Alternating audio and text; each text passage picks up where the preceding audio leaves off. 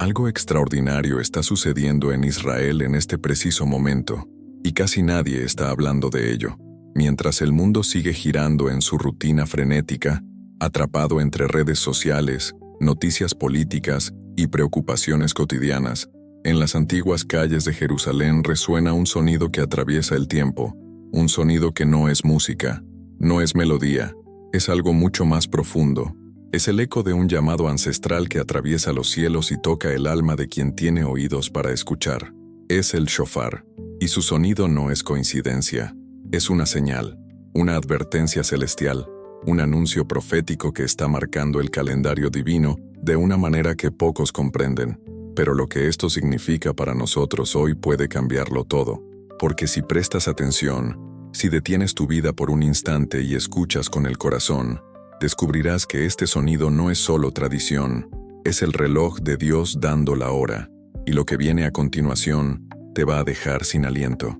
Imagina por un momento las calles empedradas de Jerusalén.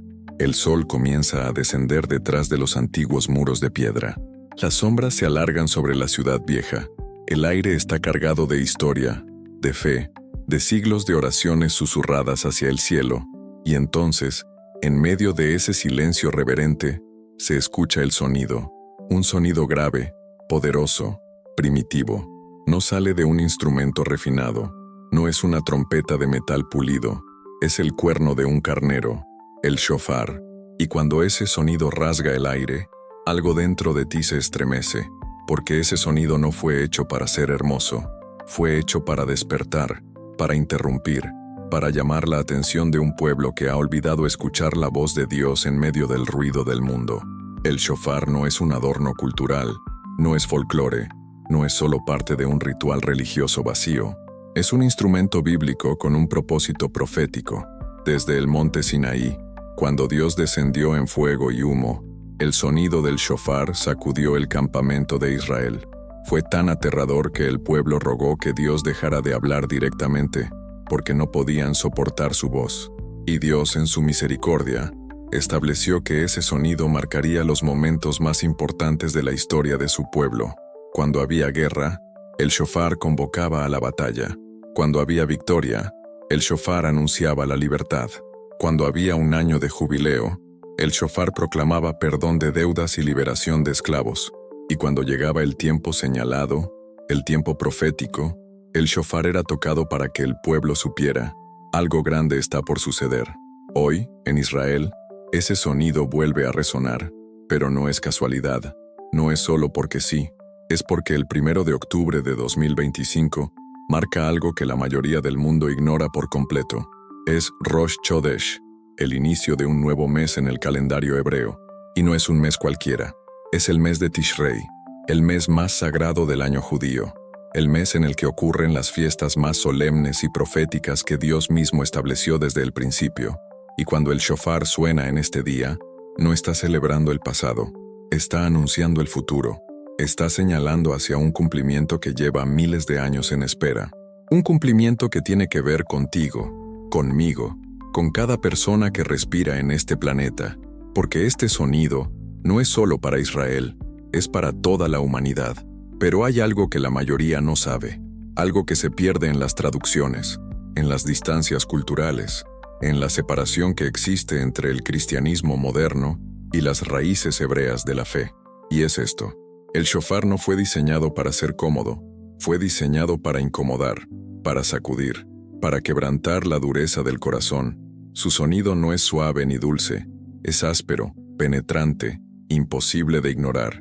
Y esa es exactamente la intención, porque Dios no está buscando aplausos, está buscando arrepentimiento. Está buscando que su pueblo despierte de su sueño espiritual y reconozca que el tiempo se está acabando, que las profecías no son cuentos, que el reloj divino sigue avanzando, y que cada toque del shofar es una advertencia de gracia antes de que llegue el juicio. Cuando escuchas el shofar en Jerusalén, no estás escuchando solo un instrumento. Estás escuchando la voz de Dios reverberando a través de los siglos. Estás escuchando el mismo sonido que Abraham escuchó cuando Dios proveyó un carnero en lugar de su hijo Isaac. Estás escuchando el mismo sonido que Josué escuchó cuando las murallas de Jericó cayeron.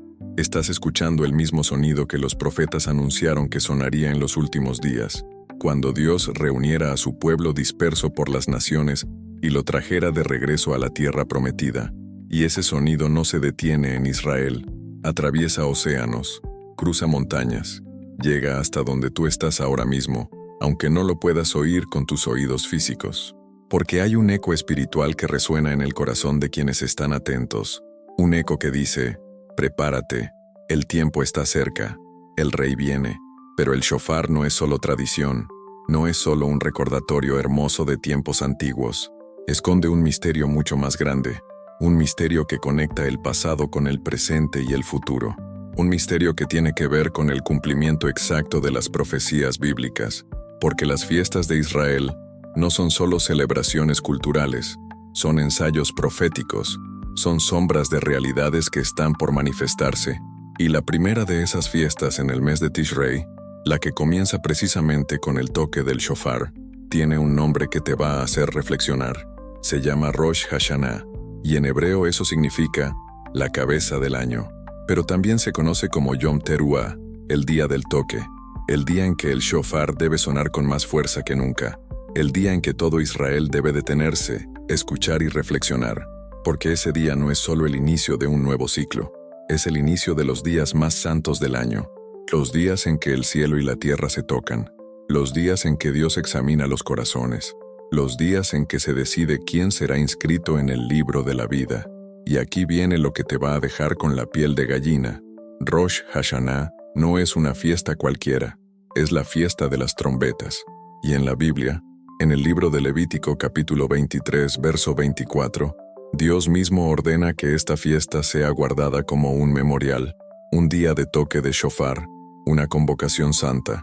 Y la pregunta que nadie hace es esta: ¿por qué Dios eligió justamente el sonido crudo, áspero, imponente de un cuerno de carnero para marcar algo tan grandioso? ¿Por qué no una flauta? ¿Por qué no un arpa? ¿Por qué no algo suave y reconfortante? La respuesta es simple y devastadora, porque este no es un momento para ser reconfortado, es un momento para ser despertado, y lo que viene después de este toque es algo que ninguno de nosotros debería tomarse a la ligera. Hay algo que necesitas entender sobre Rosh Hashanah, que cambiará completamente tu perspectiva sobre lo que está sucediendo en este momento en el calendario divino. No es simplemente un año nuevo judío, no es solo una celebración cultural con comidas tradicionales y reuniones familiares, es mucho más que eso. Es un ensayo profético, es una representación anticipada de algo que está por venir. Y cuando comprendes esto, cuando realmente lo captas en lo profundo de tu ser, todo comienza a encajar. Las piezas del rompecabezas profético empiezan a formar una imagen clara, una imagen que apunta directamente hacia el momento más esperado de toda la historia humana, el regreso del Mesías. La fiesta de las trompetas, como se le conoce en muchas traducciones bíblicas, tiene un propósito muy específico establecido por Dios mismo. En Levítico 23, verso 4, leemos algo que la mayoría pasa por alto. Estas son las fiestas solemnes de Jehová, las convocaciones santas, a las cuales convocaréis en sus tiempos. Fíjate bien en esas palabras. No dice, si quieren pueden celebrarlas. Dice, convocaréis. Es un mandato, es una cita divina, y no es en cualquier tiempo, es en sus tiempos, tiempos específicos, tiempos señalados, tiempos proféticos que Dios marcó en su calendario eterno antes de la fundación del mundo. Y cada una de esas fiestas es como una ventana abierta entre el cielo y la tierra, una ventana en la que Dios ha cumplido, cumple y cumplirá sus promesas más importantes. Piensa en esto por un momento. Jesús no murió en un día cualquiera, murió exactamente en la Pascua, cumpliendo al detalle la profecía del Cordero sin mancha, cuya sangre salva de la muerte. Jesús no fue sepultado en un día aleatorio, fue sepultado durante la fiesta de los panes sin levadura, representando su cuerpo puro, sin pecado. Jesús no resucitó cuando le dio la gana, resucitó en la fiesta de las primicias, siendo él mismo las primicias de los que durmieron.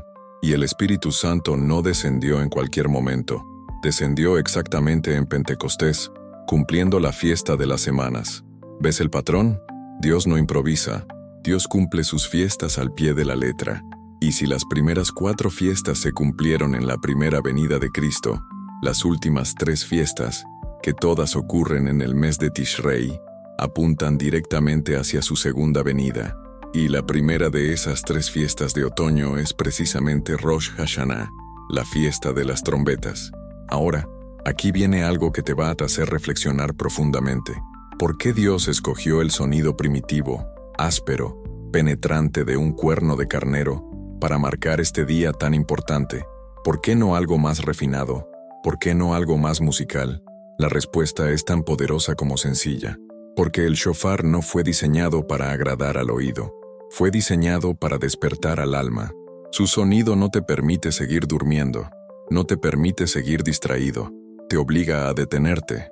Te obliga a prestar atención. Te obliga a reconocer que algo trascendental está ocurriendo. Y ese algo no es solo un recordatorio del pasado. Es una advertencia del futuro. Cuando el shofar suena en Rosh Hashanah, está anunciando el inicio de un período de 10 días que los judíos llaman los días temibles o días de temor. 10 días en los que el pueblo de Israel se examina a sí mismo. 10 días de introspección profunda. 10 días de arrepentimiento sincero. 10 días en los que cada persona debe confrontar sus pecados, sus errores, sus rebeliones contra Dios. Porque al final de esos 10 días llega el día más solemne, más sagrado, más aterrador de todo el calendario hebreo, un día que hace temblar a quienes entienden su significado, un día que no es de fiesta alegre, sino de ayuno absoluto y silencio reverente, un día llamado Yom Kippur, el día de la expiación, y 10 días después viene un momento aún más solemne, un momento que hace palidecer todo lo demás, porque Yom Kippur no es un día más, es el día en que Dios mismo juzga a su pueblo. Es el día en que se sellan los libros celestiales. Es el día en que se decide quién vivirá y quién morirá, quién será perdonado y quién cargará con su culpa. Y en los tiempos antiguos, cuando el templo aún estaba en pie, este día tenía un ritual tan poderoso, tan cargado de simbolismo, tan lleno de temor divino, que cualquiera que lo presenciara quedaba marcado para siempre. Imagina la escena: el sumo sacerdote, vestido completamente de blanco, sin ninguno de sus ornamentos de oro y colores brillantes, solo lino blanco, pureza absoluta. Sobre su frente, una placa de oro con las palabras Santidad a Jehová. En sus manos, la sangre del sacrificio. Y frente a él, una cortina gruesa que separa el lugar santo del lugar santísimo.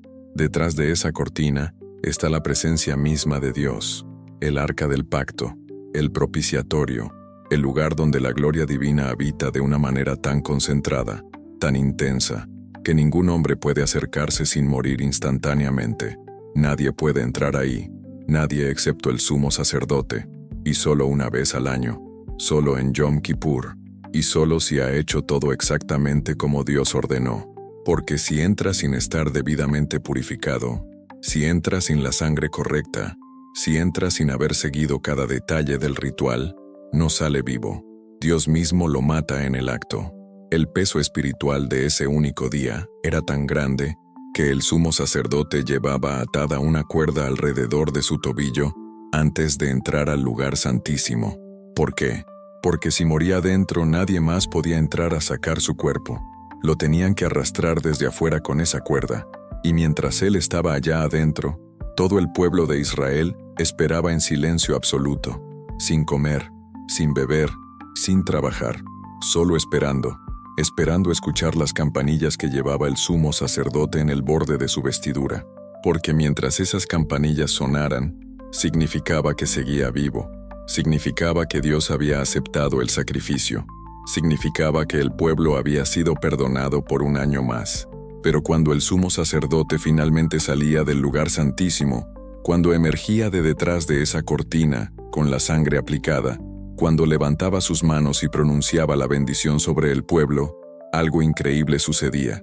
Todo Israel explotaba en júbilo, en lágrimas, en adoración desenfrenada, porque en ese momento sabían con certeza absoluta que sus pecados habían sido cubiertos, que Dios había perdonado, que podían vivir un año más sin el peso de la culpa, que la muerte había pasado de largo, que la misericordia había triunfado sobre el juicio.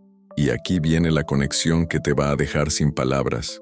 Todo ese ritual, Todo ese simbolismo, toda esa sangre derramada en Yom Kippur, era solo una sombra, era solo una representación temporal de algo mucho más grande.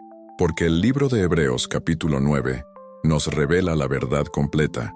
Nos dice que Cristo no entró en un santuario hecho por manos humanas, no entró en un templo de piedra, entró en el cielo mismo, entró a la presencia del Padre con su propia sangre, no con sangre de machos cabríos ni de becerros, sino con su propia sangre preciosa, y lo hizo una sola vez, una vez para siempre.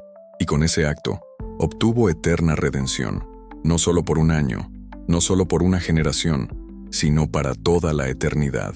Pero hay un detalle que pocos perciben, un detalle que puede revelar el tiempo exacto del regreso del Mesías.